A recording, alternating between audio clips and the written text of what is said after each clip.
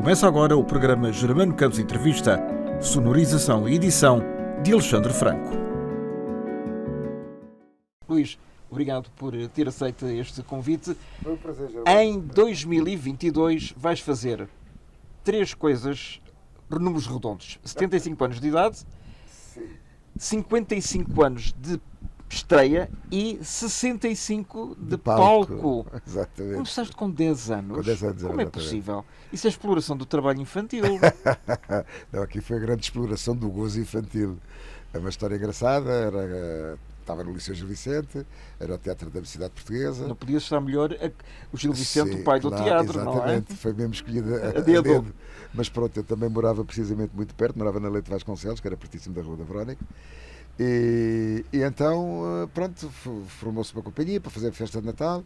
Fui aos ensaios, quando lá cheguei, pá, já não há papéis quase nenhuns, pá, umas coisinhas pequeninas, um guarda. Eu quero saber, eu quero fazer.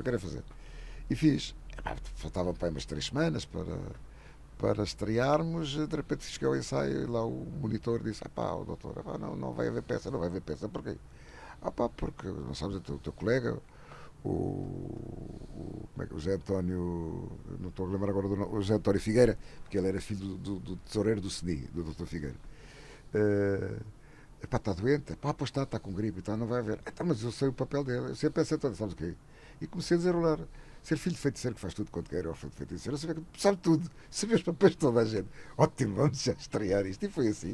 Pronto, e como naturalmente já tinha o bichinho comigo, estas coisas, na minha ótica, nascem com as pessoas, pode haver os cursos todos possíveis Depois e imaginários. aperfeiçoam-se, não é? E pronto, mas se a gente tem que ter realmente qualquer coisa para se meter nisto, e tem que ter uma dose de O loucura pai e muito mãe grande. não eram para aí virados. Não, mas o meu pai era um amante das artes, sem dúvida alguma, até porque cantou, ainda fez coro no São Carlos, e era muito amigo do Guilherme Kellner, e era amigo do Ribeirinho, e da família E ouvia-se Alcântara. música clássica lá em casa. Muita. Isso é E fundamental. óperas. Uma pessoa pensando que não, as bases começam a formar-se só de ouvir. Uma pessoa parece estar distraída, mas está ali a ouvir aquilo.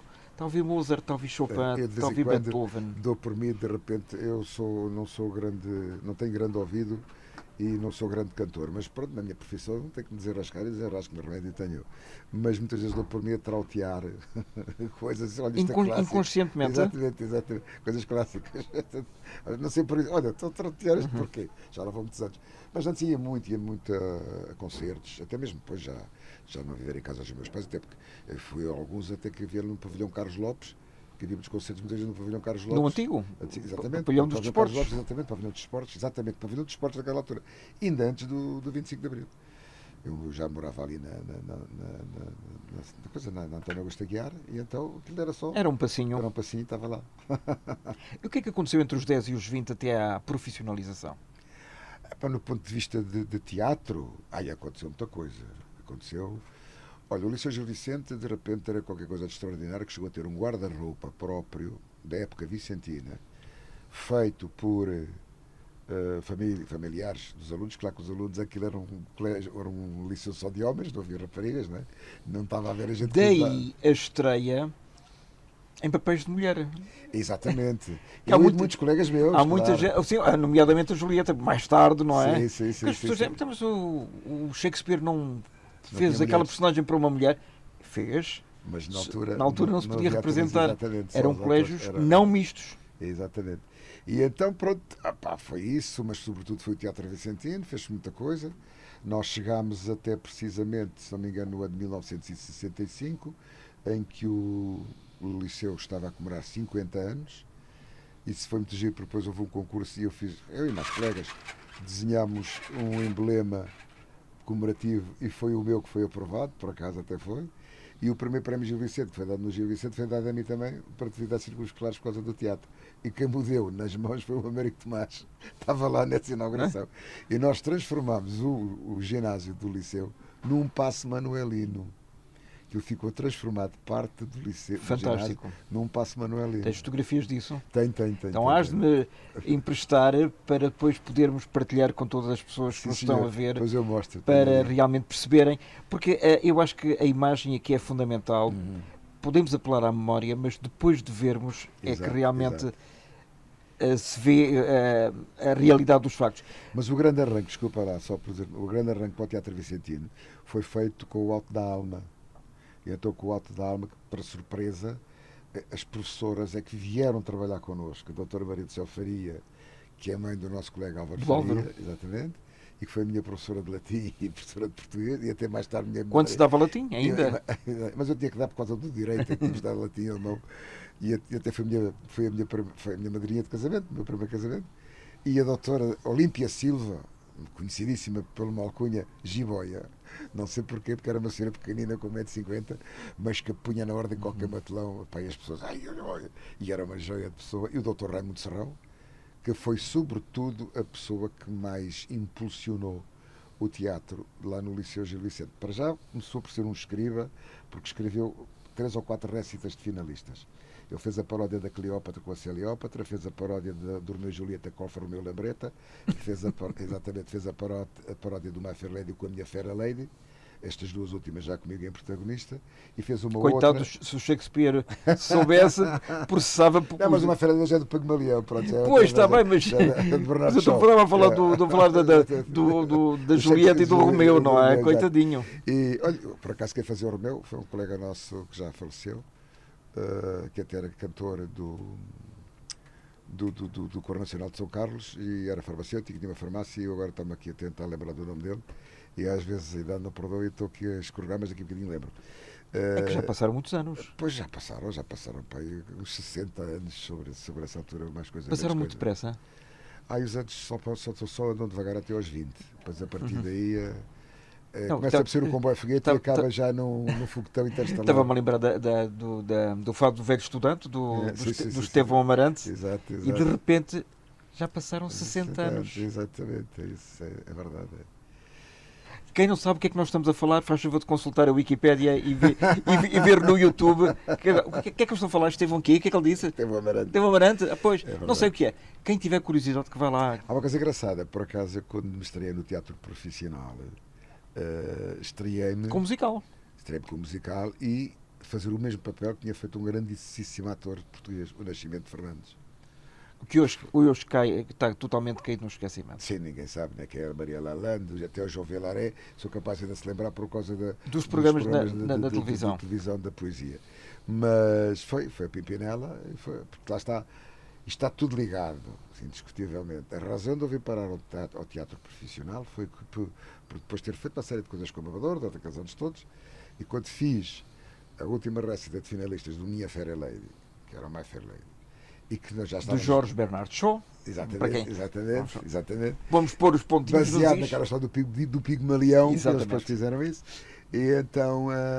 E não do Filipe Lafere, porque há muita gente... pá, My Fair Lady do Filipe Lafere. Adaptado por... Curiosamente, teve lá um grupo de antigos alunos do Liceu Gil Vicente, uma vez foram lá ver isso, e até contaram isso ao Lafere, que ele não sabia. Sabe como as caranhas fez isso? Assim, pá, não sabia, não sei o quê. E pá, não pude, na altura, também estava a trabalhar, não teve hipótese, pronto, e os horários iguais, não é? Estava no teatro, não pude ir com eles. Foi um grupo grande que foi ver o My Fair Lady. Mas isto estava eu a dizer, vinha a propósito, pronto, por ter feito o My Fair Lady, e então, e já estávamos tu lá com o Vasco Morgado, porque a Cleópatra tinha sido feita no Teatro Avenida. Já está extinto, perdeu. E o Teatro Avenida naquela altura era explorado pelo Vasco Morgado.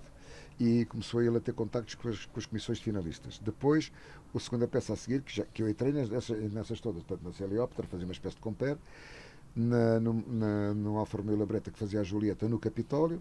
Eu já estava mais à vontade, a gente já conhecia muito bem o Alexandrino, não sei o quê, e depois, finalmente, quando foi o My Fair Lady, até o Vasco Morgado disse, finalmente, o guarda-roupa do My Fair Lady vai ser usado para o que foi feito na realidade.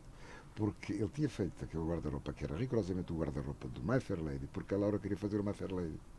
E aquilo tinha que ser feito com muita antecedência, porque aquilo era obrigatório em todo o mundo, guarda-roupa e cenários tem que ser sempre tudo igual.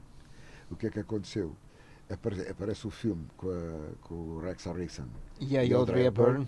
E então, no mesmo cinema, aquilo era um estouro, era mau do ponto de vista comercial. Então desistiram do My Fair Lady e fizeram o Paris Hotel, para aproveitar todo aquele guarda-roupa, que era um musical, claro, o Paris Hotel. Seria uma pena estragar. Exatamente, tudo aquilo foi aproveitado. E quando eu soube que era para o My Fair Lady, finalmente, e depois o que tem graça é porque a Laura morava ali perto, ia para o café, que é a seguir ao Monumental, não me estou agora a lembrar o nome do café que é a seguir ao Monumental, mas toda a gente sabia que era o Monumental, e logo a seguir era esse café onde parava muita gente de teatro, tanto no Monumental como ali, agora me lembro. Até eu procurava mais no mental, deve ser por causa disso. Pronto. E então, ela viu aquela gente toda, foi lá, tem tanta gente aqui, à tarde, tanta gente nova, o que é que se passa? Foi lá à porta da caixa, a pergunta, sabe que, dona Laura, vou fazer uma Fair Lady, que já tiveram aqui ensaios e tudo, ok, uma Fair Lady, sim. Pronto, fui direitinho para o camarote e viu a peça toda. O que deu origem é que mais tarde, passado uns meses, estava ela a fazer a Flor do Cato. O Rui Mendes tinha uma intervenção grande até na Flor do Cato e teve que ser substituído e fazer não sei o quê. E ela virou-se para o Vasco e disse: vai chamar o miúdo do Gil Vicente. E foi assim que eu entrei no teatro. Que então telefonaram para mim. Graças ao Rui Mendes. Graças ao Rui Mendes que saiu, graças sobretudo à Laura. À Laura Alves. Porque a Laura vai fazer 100 anos do seu nascimento em 2022. Também espero que se assinale com algum destaque. Sim, eu também acho porque que sim. realmente é isso que nós estávamos a falar e é sempre bom falar nos atores. Por exemplo, a geração da Lalande e do Nascimento Fernandes e de outros, do Assis Pacheco, por exemplo, Sim. digamos que já é quase do século XIX para o século XX, não é? Depois veio o Vasco Santana, o Ribeirinho, o António Silva, cuja memória é conservada graças aos filmes. Aos 6, 7, 8 filmes de comédia, não é? E depois vem vocês. De comédia. E depois vem vocês. Nós depois já lá está. Por causa da televisão. Sim, aquela geração que arrancou finais dos anos 50 para a frente. Sim. Sim, eu já direi que eu já sou quase de uma outra, porque eu arranquei em 67. E estas gerações, em termos de teatro, para mim é de 10 em 10 anos. Eu não sei se as gerações são de 10 em 10. Mais ou menos, eu não costumo é? dizer que são de 20 em 20 é quando se chega ao homem, pronto, ou quando chega de 20 em 20. Mas neste aspecto é um bocado de 10 em 10, é que se nota porque realmente há ciclos. Há ciclos que se entendem perfeitamente de 10 em 10. E depois há falhas, porque às vezes eu às vezes posso não ser bem na de 60, mas também não sou bem na de 70, porque já estou no fim de. Não sei. Estive lá, tive o meu lugar, ainda o tenho, penso eu, porque ainda continuo a querer fazer coisas. Embora há algum tempo, não muito, graças a Deus, mas não tens feito muito teatro, fizeste. Não, eu tenho feito mais teatro ultimamente. Sim, mas por exemplo, aquela da mãe, como é que se chama? Mais respeito que sou tua mãe, que eu vi no Vilaré. Sim. Fantástico. Esse espetáculo é um. E a Curva da Felicidade também. A Curva da Felicidade e aquela outra coisa, pedes-me logo a mim que eu não te sei responder, que era uma peça pequenina que a gente depois divertiu-se imenso. E o público, curiosamente, olha, nós estreámos com os convidados, etc. Depois no outro dia a seguir, que era uma matiné, tínhamos 4 pessoas na sala. Mas, fizemos aquilo otimamente. Essas 4 pessoas, houve algumas que propagandearam de tal maneira que aquilo depois pegou. E tinha bastante gente e as pessoas achavam maravilhoso. Só dizer, é tão pequenina, porque a peça tinha, nunca menti, 74 minutos ou 75 1 hora e minutos. 15. Era assim uma coisa pequenina. Mas a peça era muito divertida e estava muito bem feita, muito divertida. E o Mais Respeito foi realmente é dos êxitos. Já esteve reposto várias vezes. Foi estreado em 2009, fez 2009 e 2010. Depois voltou em 2017, fez 2017, parte de 2017, fez 2018 todo, até ao fim. Parou em 2019 e mesmo com pandemia e tudo ainda fez 2020. Com vários elencos. Sim, os únicos que são do elenco original neste momento é o Joaquim, claro, o Joaquim Chique, é o Tiago Aldeia e sou eu. Todos os outros já mudaram. Que é o filho. Que é o filho da Passa. Exatamente. Quem não viu, que veja que quando a peça for reposta, eu penso que a seguir à pandemia é capaz disso. Há uma fome muito grande das pessoas irem ao teatro, mas simultaneamente há muito receio. Não sei se sentes isso. Pois eu também não sei bem, quer dizer, eu não sei se será uma desculpa, porque a gente vai para as praias, quase que se diladiam para poder entrar enquanto aquilo ainda está a luz verde para chegar a amarelo. E em outros sítios também quase que se de repente disserem que hoje há saldos não sei onde, entram para um centro comercial adentro. Um Black Friday? Sim, até pode ser, sei lá, uma White Wednesday, ou coisa assim do género, não é? Mas pronto, há um bocado disso. Eu acho que em Portugal, de há uns tempos para cá, não se tem cultivado muito a ida aos teatros e aos espetáculos. É um facto que agora está melhor. Há gente que diz que isto melhorou entretanto. Só que pronto, a pandemia estragou, é um facto. Mas A mim faz muita confusão. Eu vou aqui ao lado, às vezes digo assim, eles não vêm ao teatro porque é televisão e é internet. Desculpem lá, em Espanha tem rigorosamente a mesma televisão que nós temos, os mesmos canais todos americanos, sei lá, tem a mesma internet, tem tudo e mais alguma coisa. Então e porquê que os espanhóis estão sempre alegres, querem paródia, querem alô, alô, alô, alô, e a gente quer o fato, quer tristezas, navalhadas e sei lá, outras coisas no O género. underground. Exatamente, aquilo é tudo muito. Opa, e isso a mim faz realmente impressão. Uma coisa que me faz impressão, claro, a Espanha é bem maior, não é? Mas as pequenas cidades, pequenas grandes cidades de Espanha, todas elas têm um teatro municipal. Todas têm. Aqui nós não temos. Nós não temos. E há muitos que são abandonados por Claro, esse sim, país fora. sim, mas nós não temos. Mas eu também compreendo que talvez também nós não temos, não seja por inércia estatal, não digo por isso. Eu acho que está tudo ligado. Porque uma coisa tem que puxar a outra, não é? Mas também é um facto. Se não se tem condições, se não se tem oficinas para trabalhar, também nenhum produtor vai querer arriscar. Se eu não tenho oficinas para trabalhar e em condições, vou arriscar o quê? Porque é um risco hoje em dia. Tentar fazer teatro é um risco. Eu tenho uma peça preparadíssima que já estreiei, já fiz, que é Quando Ele Era Ela. Foi até encenação minha, foi divertidíssima. As pessoas adoraram a peça, que a peça realmente é muito divertida. Com a Filipa Giovanni, com o Paulo Oliveira e com o Tiago Almeida, acho eu. Não estou a mudar o nome, para não, pá, espero bem que não. Pá, que foi para mim uma revelação. Nem o nome nem o sexo. Pois, né? Embora na história, que pronto, aquilo ali é uma coisa muito engraçada.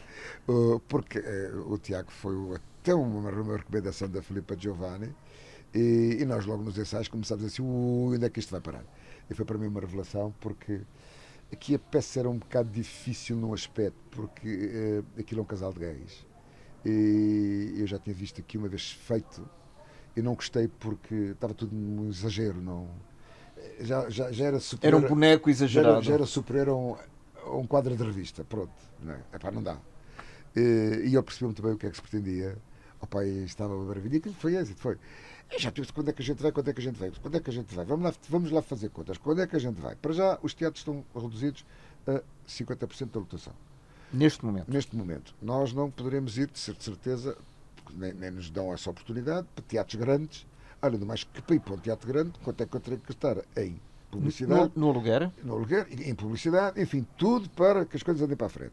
De maneira que nós, nestes aspectos, estamos muitas vezes reduzidos a andarmos na província, em sociedades de recreio, e não sei o quê, em alguns sítios também, mas que, pronto, mas tem, algumas das casas têm 120, 140 lugares, sei lá, com um bocado de sorte 150.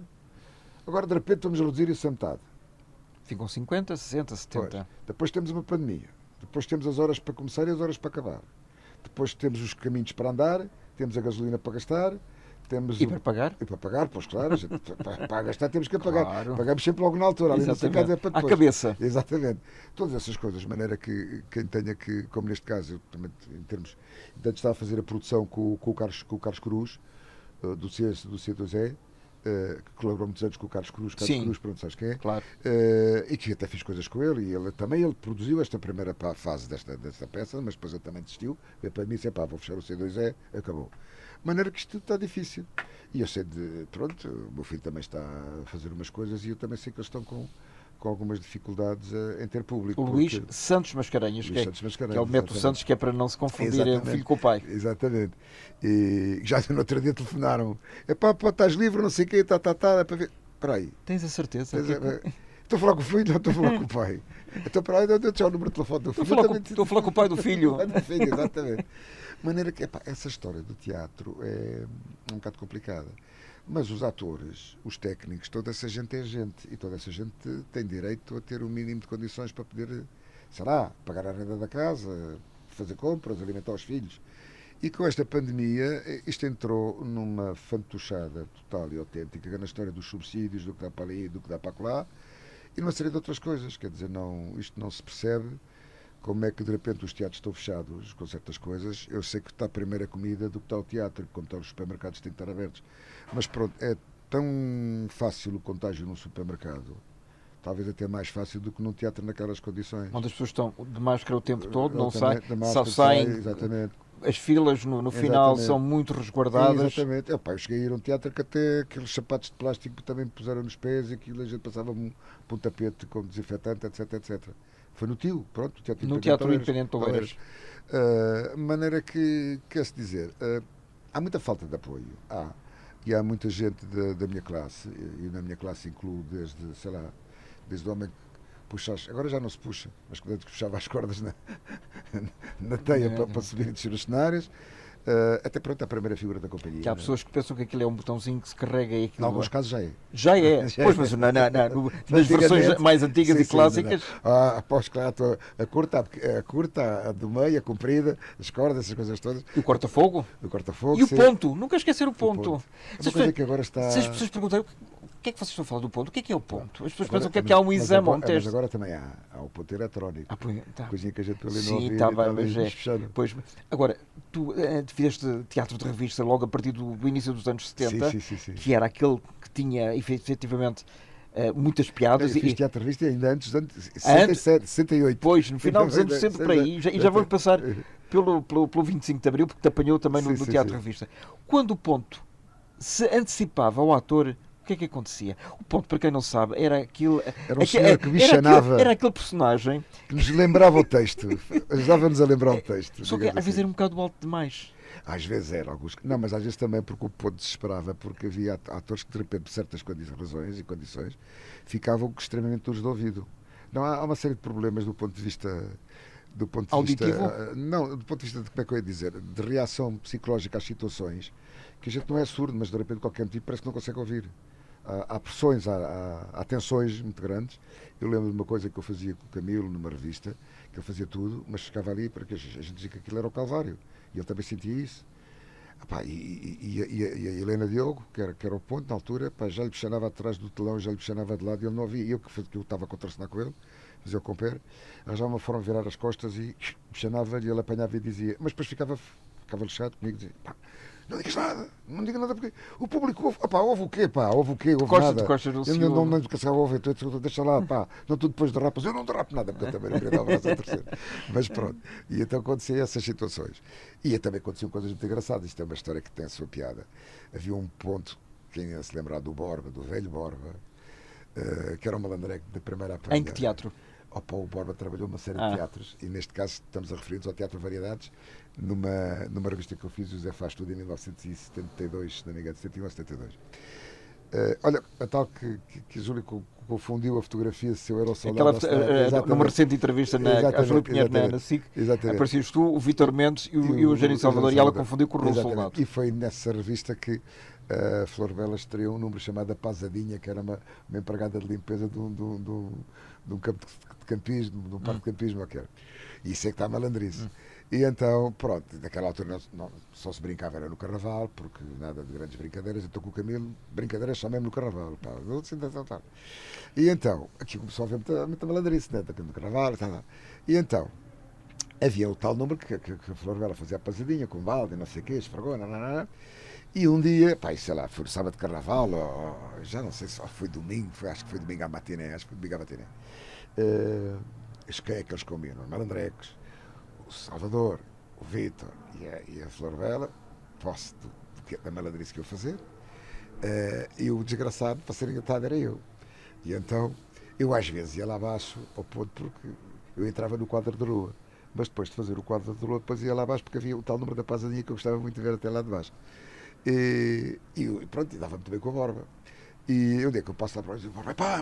Faz-me um favor que eu estou à rasca, estou feliz para ir à casa de banho, tu ponta aqui. E eu pronto, fui para a caixa. E no meio do número... Já era combinado. Já era combinado com os outros. E no meio do número, de repente, o que é que acontece? A dona de Flor Bela Queiroz vai despejar o vale da água para a sarjeta, que era onde estava eu. E eu, fiquei todo molhado. E eu disse, deixa estar. Da próxima apanha. Da próxima que é que eu vou trabalhar. Eles faziam isso como brincadeira de Carnaval. Portanto, especificamente durante a época de Carnaval. Sim, de Carnaval. Sim, eles faziam isso, não é? E disse, então espera lá que eu já te digo. E o público apercebeu-se? Percebeu, claro. Não, aí não deve ter percebido. Agora, a chamada vingança dos chineses da minha parte percebeu de certeza. Porquê? Porque, esteja lá, o Borba tinha um pavor da eletricidade. E eu disse, já sei como é que te vou pôr em pânico. O que é que eu fiz? Arranjei maneira, pedi ao chefe eletricista e ele percebeu logo. Disse, toda a gente depois soube, né? Vais-me fazer uma maneira disso ao Borba. Arranjei-me um cabo daquelas assim grossos, pá, com os pedaços de cobra à mostra. Vais ver. Então, precisamente na altura da Pasadinha, eu fui para No lá, mesmo no número, mesmo número, na mesma altura. Comecei a bordo, e agora? E então aquela caixa do ponto levantava, fugia, eu fui cá para fora, e eles lá em cima já estavam a que era perceber, ele, estavam perdidos de risco, como quem diz agora o outro, deve estar-lhe a fazer o exatamente, o verso que mesmo. ele entrou num pânico daquilo, e pronto, agora vai acabar para contar o resto do pessoal. Vocês faziam muitas malandrices em cena e fora dela, e fora do Às vezes palco. acontecia, sim, às vezes acontecia, até fora de. eh, tudo dependia, pronto, isto é mesmo assim, tudo depende de com quem estás a trabalhar eh, sobretudo com quem estás a trabalhar e como atua. Porque há uma coisa que é muito importante: tu podes brincar não prejudicando o espetáculo, que isso é muito importante. Tu podes brincar não prejudicando o espetáculo. Muitas vezes as buchas é uma melhoria de espetáculo, não é. No entanto, havia muitos atores que não admitiam Que não buchas para ninguém, admitiam. não queriam buchas. Tá. Até que às vezes era uma maneira de desgraça porque a pessoa de repente tinha mais piada do que tinha ele. E a partir dessa altura. Que é a primeira figura, não é? Claro, e às vezes até da segunda. Pá. Tudo isto era uma. Se uma quarta É uma figura tinha. hierarquia. Exatamente. Se uma quarta figura dava cabo do terceiro, não gostava, ou o terceiro da segunda, E assim pronto, sucessivamente. pronto. Não era que fossem primeiras figuras. Pronto, é uma autodefesa, digamos assim. Uma defesa de poder. Epá, os gajos têm mais graça do que eu. Mas havia situações engraçadas. Pá, eu passei algo por algumas engraçadas mesmo. E depois, eu, por exemplo, eu fiz um espetáculo que não foi assim muito badalado, mas para nós foi ótimo porque deu-nos um grande gozo. Demorou de 93, de 2003, de 2003 a 2009, chegámos a ter uma plateia de 12 mil pessoas, que eram os Malucos do Riso ao vivo. Uma peça Na chamada sequência da série da SIC. da SIC, que ainda estava no ar, porque em 2003 ainda estávamos no ar. Nós depois lá está, quando a série começou a fraquejar também, começou a fraquejar, as pessoas já não, pronto, já não estava na berra, como se costuma dizer. Já tinha dado Exatamente, durou muito tempo. duas temporadas. Os malucos, não, foram muito mais. Os malucos começaram em 1993, eu não fiz a primeira temporada. Olha, para a minha dúvida, eu não sei se eles começaram em 92 e eu fiz a segunda temporada, ou para outra, comecei na segunda temporada e É melhor fiz até ao perguntar fim. aos Jorge Marecos. E fiz até ao fim, exatamente, o Jorge sabe isso de certeza.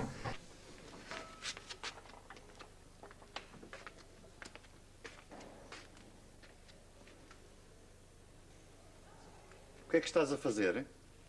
Estou a somar os números todos da lista telefónica. Ah. E para quê? Porque depois marco o número que a soma der e atendem todos ao mesmo tempo.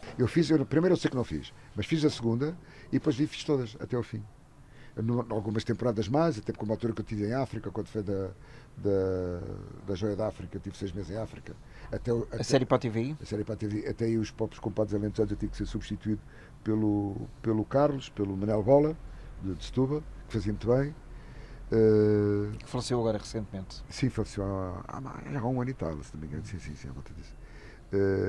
E com ele até tivemos em Cabo Verde quando fizemos o Ilha de Contenda, e então o nosso gozo muitas vezes é passarmos as tardes a jogar carapu, chateados de um peru que não havia nada às vezes para fazer, então jogávamos carapu, eu e o Carlos.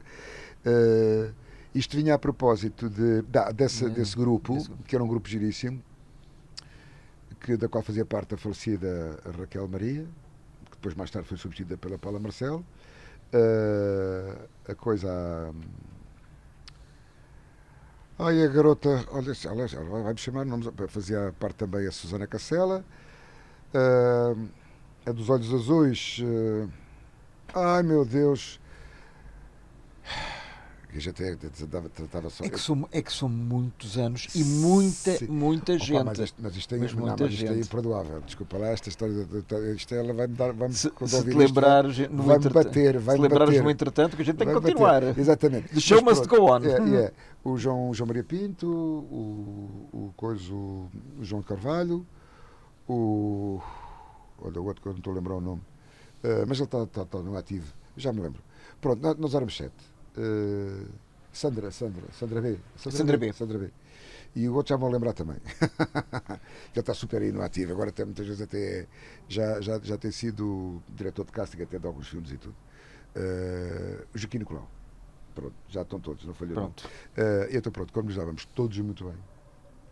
e havia uma grande confiança em tudo no trabalho. Empatia. E fazíamos malandrice e brincávamos e nunca havia problema nenhum. Por exemplo, nós no Sá da Bandeira, epá, até o público se desmanchou-se a rir completamente, porque nós tínhamos um contra-regra que, curiosamente, não era do teatro, nem nunca foi. Era sobretudo até das Forças Armadas. Eu não vou dizer o nome dele porque não interessa, pronto, mas ele sabe que está no meu coração, porque era uma pessoa que toda a gente gostava. Era fazia tudo, era um desenrasca fora de série.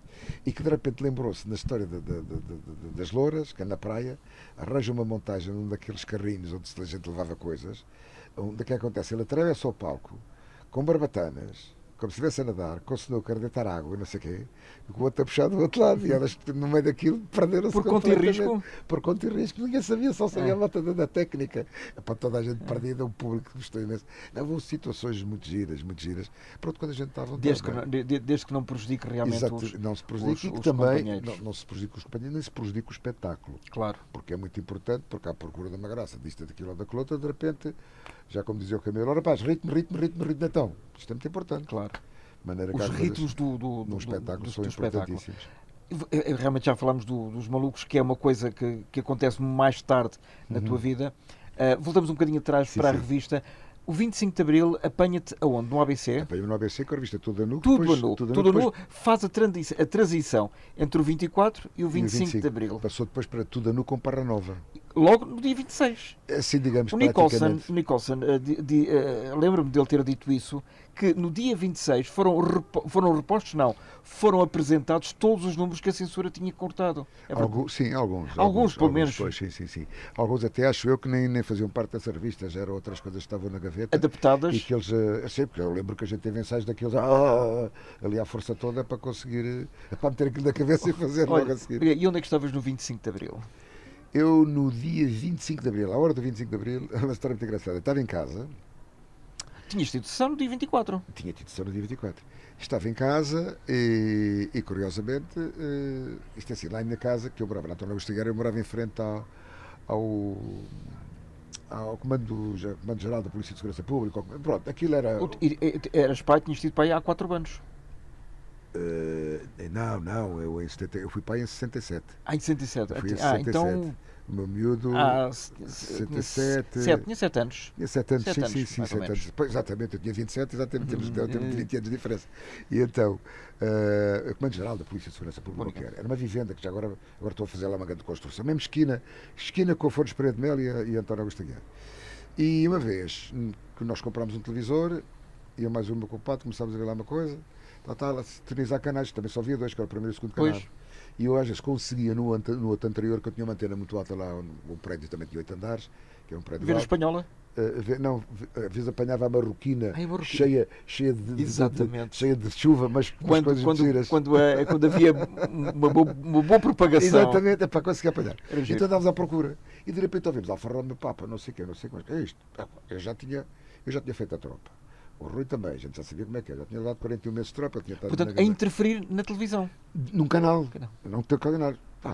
Isto é os gajos ali à frente. Fixa. Orelha. Fixa, é o nosso.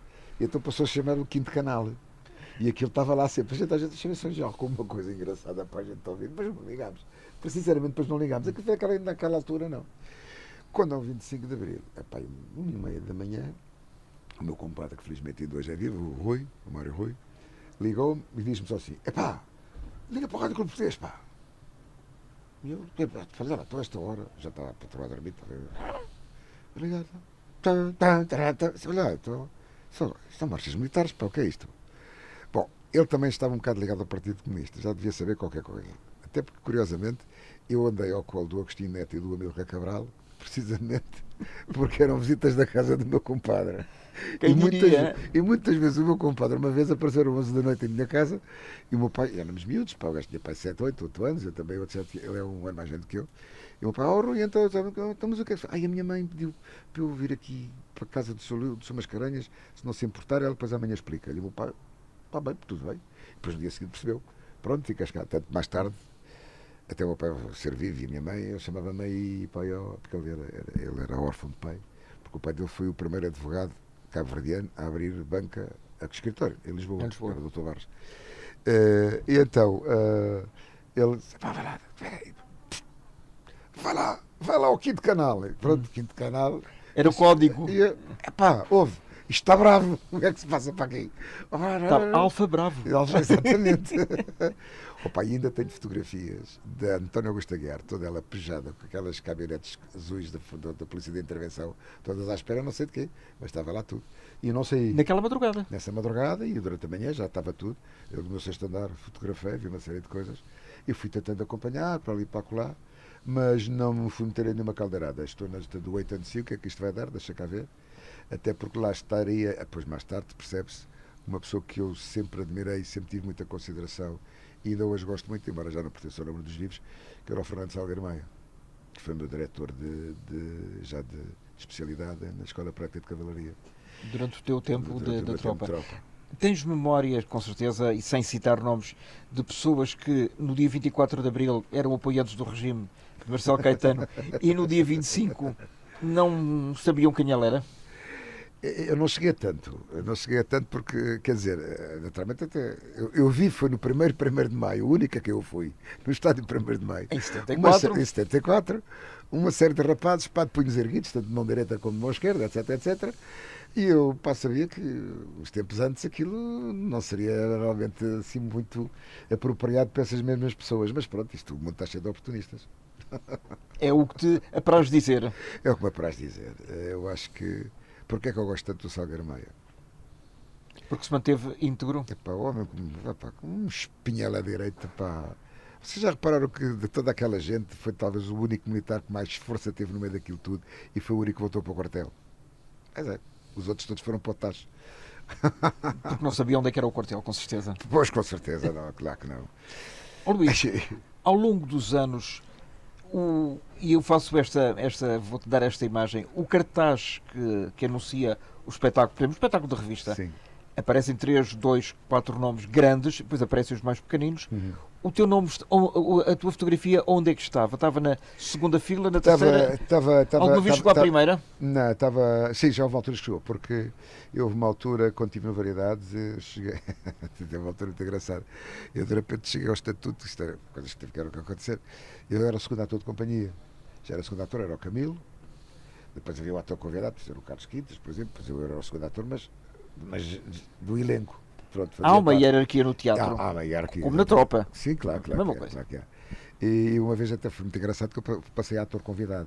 Isto porque... Dentro daquela Uma companhia. companhia, quer dizer, eu era... Porque até com o Vasco, eu sou muito amigo do Vasquinho, temos uma belíssima relação, até porque durante anos o Vasco convidou-me para tomar conta da publicidade dos teatros todos do Vasco Morgado, e eu tomei conta e bem, que eu depois mais tarde dizia, pá, deve ter sido o único gajo que não me roubou.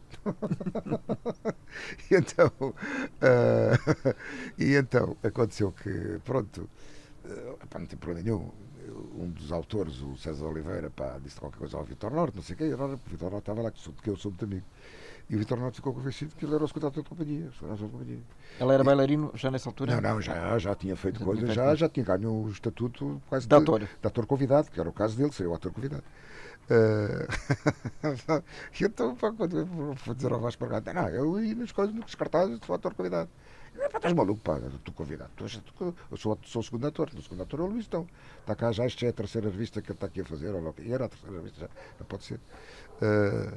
Bom, aquilo pegaram-se, ficaram um bocado chateados, e eu cheguei ao teatro e de repente vi uma pessoa, não interessa quem, até que já faleceu, só para ter que fazer. É pá, fui chamado, o Vasco chamou-me, acho que é para fazer uma substituição.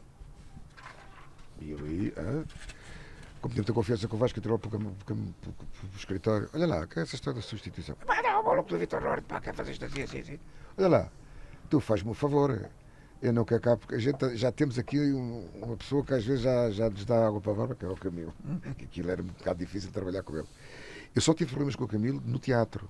E problemas que eram sempre sanados. Cá fora dávamos muito bem, era visita de casa dele e tudo. Mas no teatro aquilo às vezes era complicado.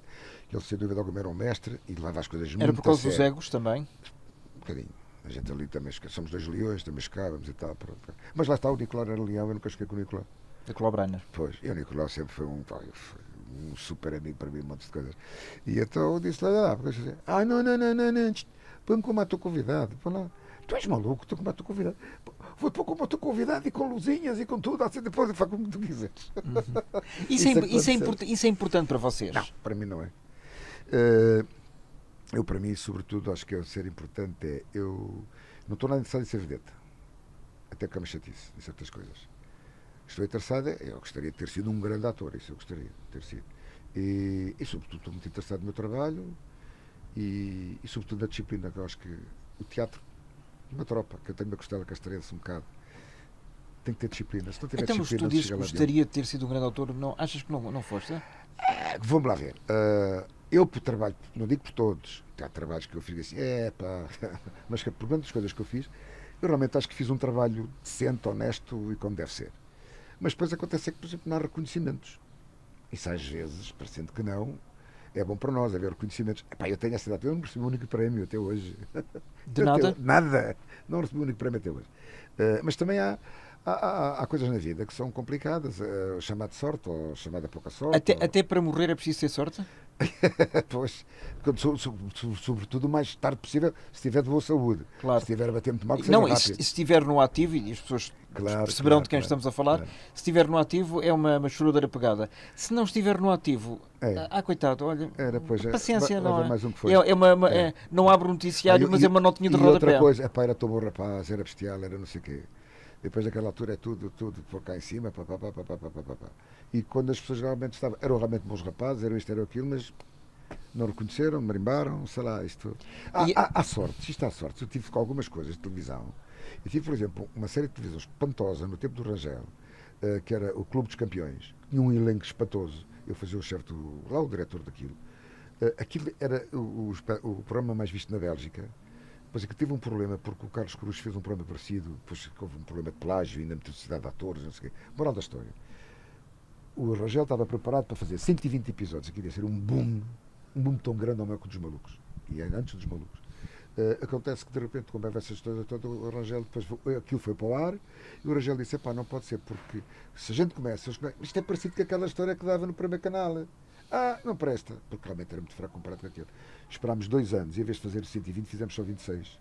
E chegou a ser líder da audiência em primeiro lugar. Eu tenho uma TV Guia, está lá os campeões à frente de tudo, de telejornal, das coisas todas. Por isso, é uma questão de sorte.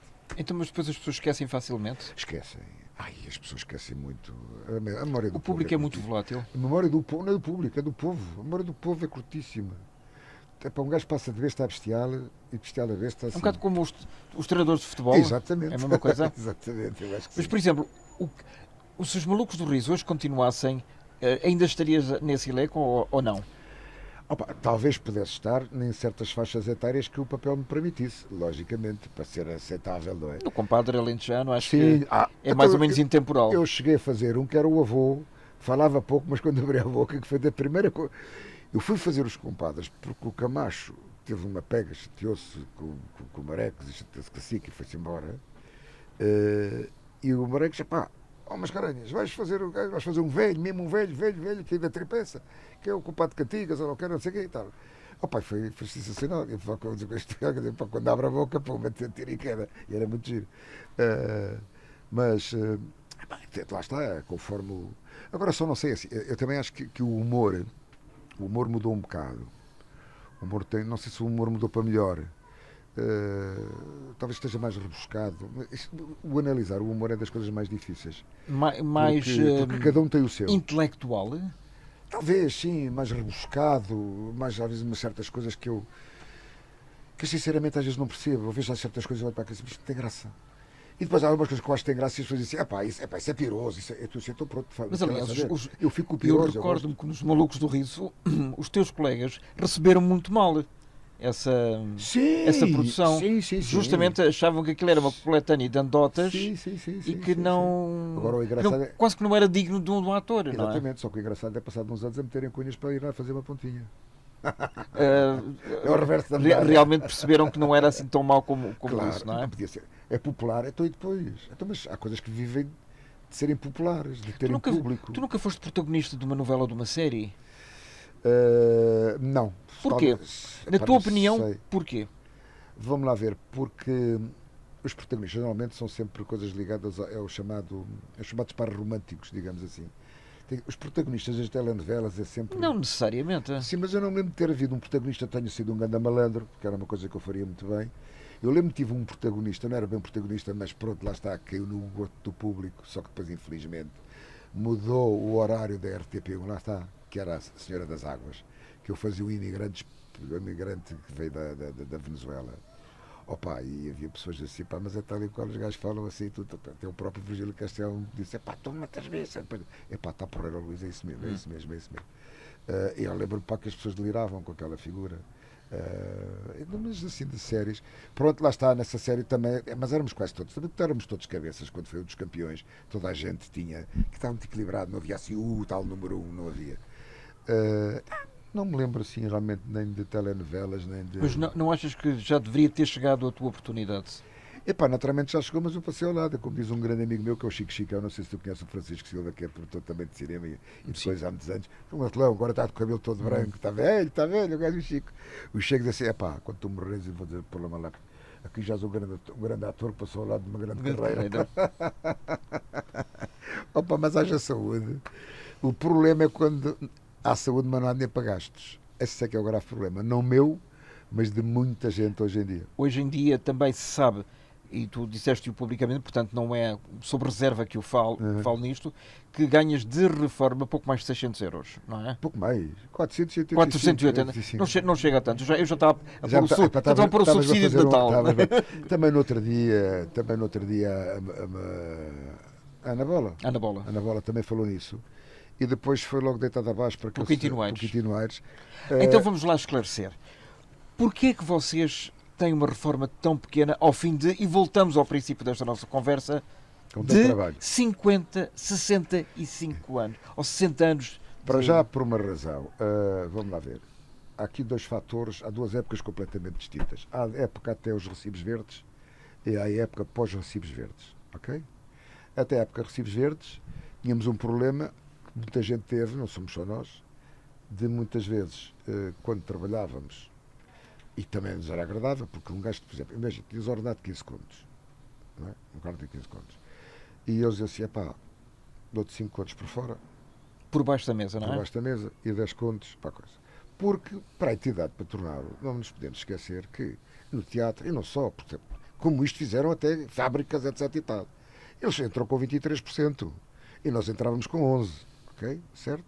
E então havia muitas vezes isso. Outras vezes houve, infelizmente, nem vou dizer de quem, mas pronto, mas houve de empresários que nos retiravam esse dinheiro, que nós dávamos o desconto e o dinheiro não ia para a Segurança não Social. Ia para a Segurança Social. Para onde deveria ir. Pois, não ia para onde. Ou seja, isso no fundo depois prejudicou claro, a vossa carreira. Claro. Mas aconteceu uma coisa, gente. E a vossa reforma. Comigo, porque eu ainda tenho guardados os recibos de 1967. Do início de tudo. Exatamente. E houve uma coisa ao princípio, ainda nós tínhamos a nossa caixa de previdência na Avenida Duque Lolé, ao princípio do lado direito. Mais tarde depois houve outra coisa suspeita. Mas eu também safámos de outra maneira. Que me disseram, você não tem este, você não entrou. Eu então levei. Pá, então a gente pode fotocopiar. Pronto. E depois portanto, as provas. A prova, e então foi aceito. Mas também, tinha um amigo meu que funcionava também nas caixas, e então encontramos na Funda, o que é que foi, até numa jantarada, Pedrosos, numa almoçarada. E ele disse, pá, deixa lá que eu vou ver. E então foi, tu aqui tens estes anos que tu não gostas. O quê?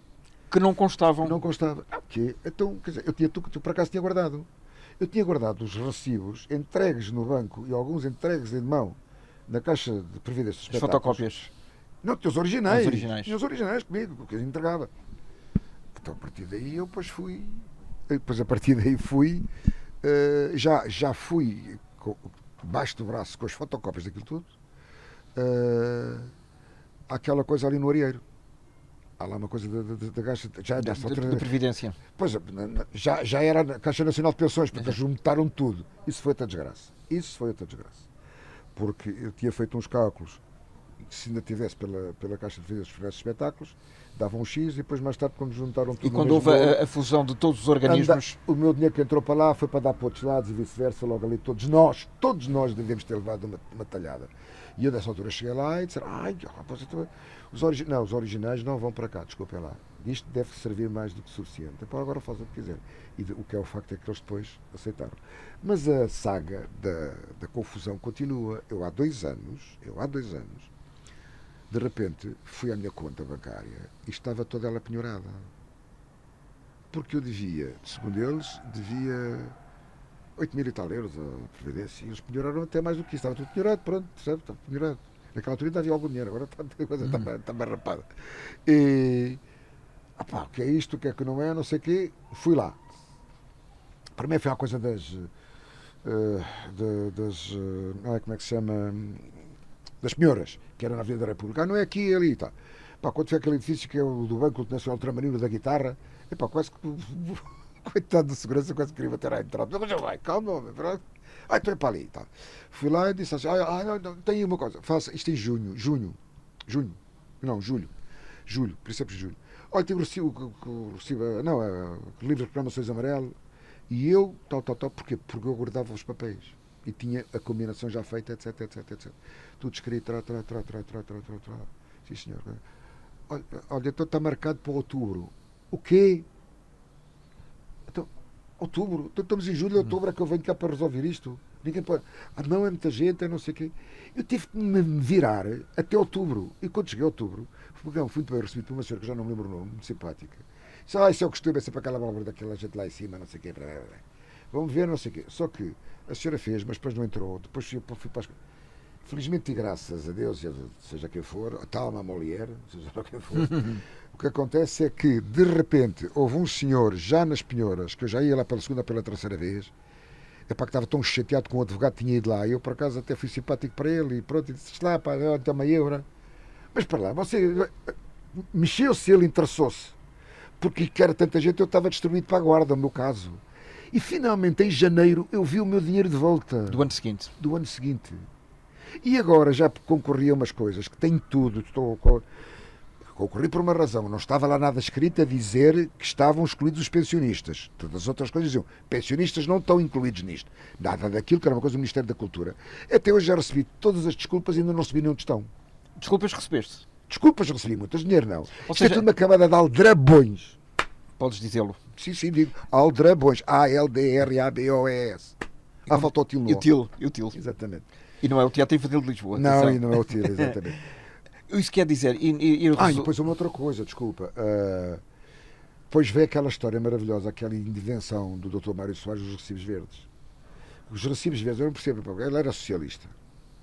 Não é? E de repente arranjou uma coisa que era 100% a favor do capital. Do patronato. Do patronato. Quer dizer, os desgraçados dos trabalhadores ficaram com olhos daquilo tudo. Depois nós também tivemos aquela coisa, numa altura que a gente quase que nem descontava. O que descontava era pouco. Depois era conforme os escalões. E tivemos uma coisa ainda muito mais grave antes disso tudo. Montes de nós, que só tínhamos a televisão, eu fazia muitas dobragens e toda a gente, não sei o quê, propusemos à televisão. Se a televisão pagava tanto dinheiro a nós, para também fazer descontos para a Segurança Social. A RTP nessa altura. RTP. Fizeram-nos um toma. Porquê? Como fariam hoje. Era do Estado. Então eles pensavam assim, quer dizer, então a gente agora saca-lhes o dinheiro para a reforma. E depois mais tarde vamos ter que devolver naturalmente ainda mais. Claro. O que quer dizer que tu não podes dar-te ao luxo de cruzar os braços e parar. Eu não tenho férias, nem. E curiosamente acho que as únicas férias que eu tive foi há muitos anos, nas alturas que me desloquei, ainda antes do 25 de Abril e depois do 25 de Abril até 76 a Londres, até houve uma altura, e não só a Londres, pronto, houve uma altura até tive 2 ou 3 meses em Inglaterra. E depois, mais tarde, lembro-me que férias, dizer assim, vou de férias, foi em 1991 que fui 15 dias para Malabata, para um clube hípico em Marrocos, mas à minha pala, com dinheiro meu. Porquê? Porque tinha ganho umas guitas com o café do Ambris, que era uma coisa para a televisão, que nós fizemos, e que desapareceu, no meio daquela coisa que estava no arquivo e não encontrou o resto, então são uns episódios, não sei.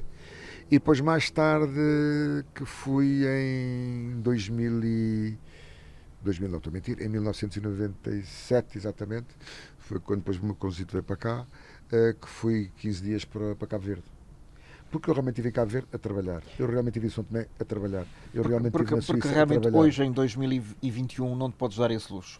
Não, claro, nem pensei. Nem ir de férias para... pronto, lá está, também não eram férias. Eu cheguei a uma altura que eu tive uma caravana fixa, uma coisa muito grande lá embaixo do Algarve, a família ia para lá e houve dias de eu fazer 1200 km, que fazia Lagos, Viseu, Lagos. No mesmo dia? No mesmo dia. Era de Porque louco. valia a pena.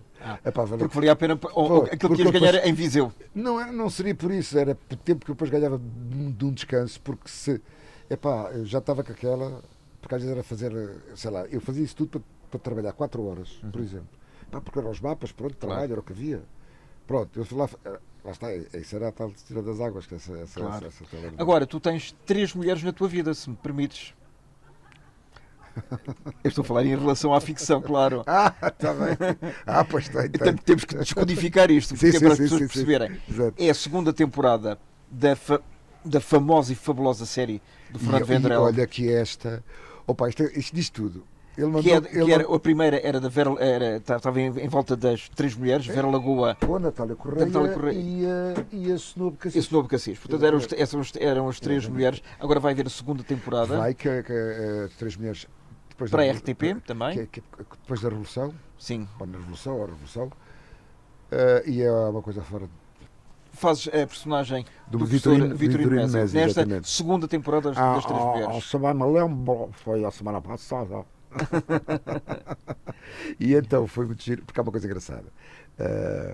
E pronto, isto demonstrou uma grande confiança da parte do Fernando Vendrell. Eu entrei na primeira, mas fiz um papel pequenino, fazia um Fernando qualquer, que a Armada Falcão, a Vera Lagoa, ia pedir uma cunha para ver se libertava um gajo das garras da PIDE. Pronto, era uma coisinha pequenina. Mas depois lembrou-se disto, por causa também que eu estive a filmar com ele sobre o filme do Zé Cardoso Pires, também foi divertidíssimo, gostamos imenso, trabalho com o Luís Lucas e com o Rui Morrison, que era que fazia o Zé Cardoso Pires, e foi, pronto, e o Fernando disse, tem que meter a seguir, depois lembrou-se, o Vitorino, o gajo faz aquilo, pronto, e então convidou para fazer o Vitorino mesmo. Também não é muito trabalho, mas é giro, o trabalho que eu tenho é giro, a pontuar, na minha ótica, marca, tem todas as hipóteses. E vai marcar a tua... Vai, porque quando não for uma coisa que eu gosto e que acho que sou capaz de fazer, vai ter que marcar. Claro. É mesmo assim. E agora, para dizer a qualidade disso, desculpa lá, é que ele mandou-me, há muitos que mandam só o que tu entras, não, ele manda os guiões tudo. Eu pus-me a ler aquilo, eu não me parei, enquanto eu cheguei ao fim, aquilo é muito bom, aquilo é um documento. Aquilo é um documento. Tal como foi a primeira série, portanto vamos ficar à espera desta segunda temporada das 3 mulheres. Exatamente. E rematando com a célebre frase do programa, se bem me lembro, e se bem nos lembrarmos de muitas histórias que partilhamos hoje aqui, os dois, foi muito bom e espero que seja a primeira de muitas lembranças e recordações que possamos retomar um dia destes. Eu também espero bem que seja, Armando. Foi um Luís, prazer. Foi um prazer muito grande. Muito obrigado. E até à próxima. Até à próxima. Obrigado. Obrigado.